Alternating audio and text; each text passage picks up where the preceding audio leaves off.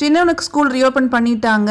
2 நாளாக ஸ்கூல் போயிட்டுருக்கான். As usual routine work அப்படியே ஸ்டார்ட் ஆகிடுச்சு. நீ நினச்சா கூட ரொம்ப நேரம்லாம் தூங்க முடியாது. அதனால் எந்திரிச்சாச்சு கொஞ்சம் சீக்கிரமாகவே. நம்ம கொஞ்சம் எனர்ஜி உள்ளே ஏற்றிக்கிட்டா தான் கொஞ்சம் வேலை ஸ்பீடாக நடக்கும் அப்படிங்கிறதுக்காக ஃபஸ்ட்டு மாதுளை ஜூஸ் போட்டு குடிச்சிக்கிட்டேன். அப்புறம் அவருக்குமே கொஞ்சம் எடுத்து வச்சிட்டேன். அவரும் எந்திரிச்சு வந்தால் குடிப்பார்.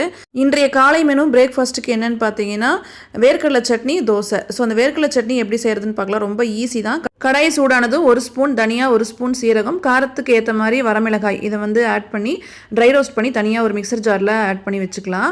இப்போ ஒரு கையளவு கருவேப்பிலை அதுவுமே வந்து நம்ம ட்ரை ரோஸ்ட் பண்ணி ஒன்றா அதில் போட்டு ஆறுனதுக்கப்புறம் அதை அரைச்சி வச்சுக்கணும். இப்போ 1 கப் அளவுக்கு வேர்க்கடலையும் நான் சேர்த்திருக்கேன். அதுவுமே லோ ஃப்ளேமில் வச்சு அப்படியே ட்ரை ரோஸ்ட் பண்ணி எடுத்து வச்சுக்கலாம். அது ஆறுற கேப்பில் அப்படியே ஃப்ரைட் ரைஸ் வந்து ரெடி பண்ணிட்டு இருந்தேன். வெஜ் ஃப்ரைட் ரைஸ் தான். ஸோ அவனுக்கு லஞ்ச் பாக்ஸ்க்கு ரெடி பண்ணி கொடுக்கறதுக்கு நிலக்கடலை வந்து ஆறிடுச்சு. அப்படியே அந்த தோலை மட்டும் லைட்டாக தேய்ச்சிட்டு அப்படியே புடச்சி எடுத்துக்கிட்டேன்.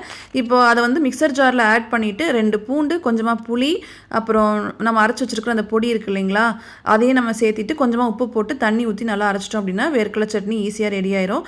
லஞ்ச் பாக்ஸ்க்கு வெஜ் ஃப்ரைட் ரைஸ் போட்டு வச்சுட்டேன். ஸ்நாக்ஸ் பாக்ஸ்க்கு வந்து மாம்பழம் வந்து அப்படியே கட் பண்ணி வச்சு கொடுத்துட்டேன். அன்னைக்கான லஞ்ச் பேக்கிங் முடிஞ்சுது. மறுபடியும் வேற ஒரு வீடியோவில் பார்க்கலாம். டாட்டா.